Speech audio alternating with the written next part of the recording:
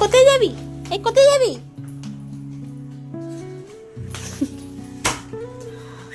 আজ সানডে আর মেয়ের ছিল আজকে পালস পোলিও, তাই ওর পাপাই ওকে নিয়ে গেল। আর যে স্বাস্থ্যকেন্দ্রটা আছে ওটা আমাদের বাড়ির পাশেই একদম। তো আজকে যেহেতু ওর পাপা বাড়িতে আছে তাই জন্য ও নিয়ে গেল।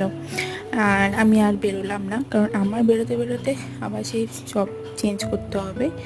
তো আমাকে বাজার করে এনে দিয়ে গেল।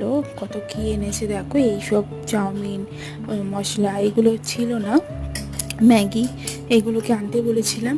আর ডিম নিয়ে এসছে, আর এখানে চিকেন নিয়ে এসছে। আজকে যেহেতু সানডে তো অল্প করেই চিকেন নিয়ে এসছে, আর কালকে থেকেও বাড়িতে থাকবে না, তো তার জন্য বললাম অল্প করে নিয়ে আসো, দুবেলা মতন হয়ে যাবে।